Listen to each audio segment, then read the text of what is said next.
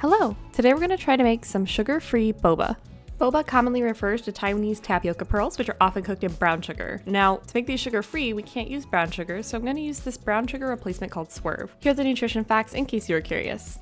Now, before I make the boba, I'm actually going to make a brown sugar syrup without sugar. So I found this keto maple syrup recipe, and I'm just going to make some changes. We're going to get rid of that maple extract, vanilla extract, and now it's easy keto brown sugar syrup.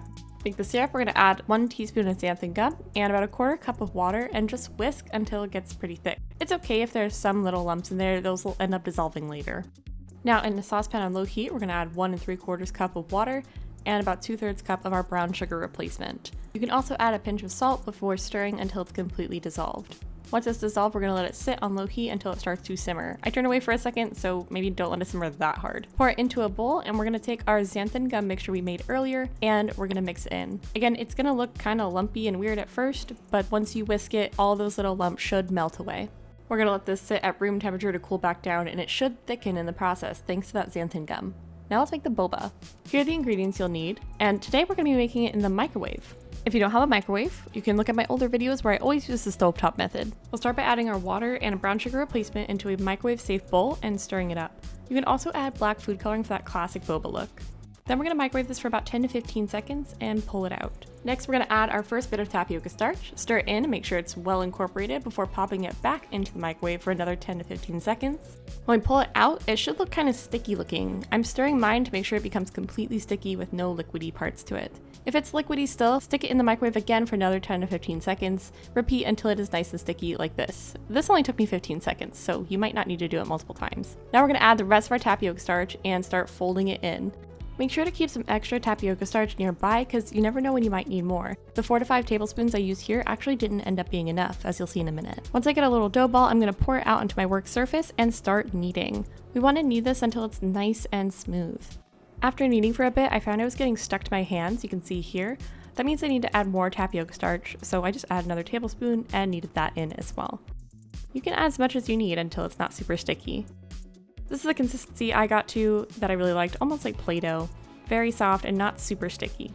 Now we're going to section this out into 4 pieces, or however many pieces you want, and I'm just going to roll this out into a log. We want to roll this out about as thin as our boba straw. Once that's done, we're going to go ahead and chop these up. I chopped them in half first and laid them next to each other, and then we'll start really chopping. Chop them to make sure that they, again, are small enough to go up that boba straw. Now you could just cook these as is if you wanted to save time, but really we should roll these into their traditional pearl shape.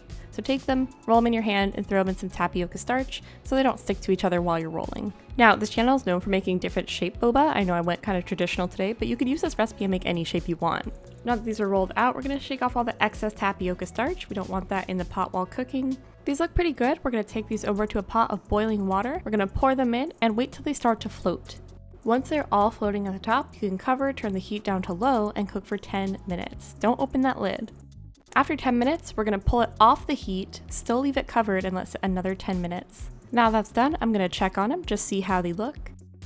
They look pretty good. Those look like classic boba pearls. We're going to drain them, rinse them in some cold water to stop the cooking process. And normally I add honey, but we're going sugar-free today, so I'm going to add some of this brown sugar syrup we made earlier. Really let those pearls soak in that flavor. I let these sit for about 30 minutes before we make our tea. Now for the drink, I just have an iced black tea on the left there and some milk. We're going to add our boba first, and I'm going to try this trick where I smear the syrup on the sides to get that classic look. Spoiler alert, it did not work. Add some ice, add some plain iced black tea, and add some milk. Now milk has sugar in it, but not if you get Chobani Zero Sugar Oat Milk. Now admittedly, this drink is not sweet at all, but we can add some of that brown sugar syrup we made earlier, and it really sweetens it right up. This turned out surprisingly well, and now that you know how to make sugar-free boba, you could try some of our other tutorials like making Star and Moon boba, Bee boba, Super Mario boba, anything you want. If you have an idea or you just want to say hi, drop a comment down below and be sure to subscribe. Thanks! Bye!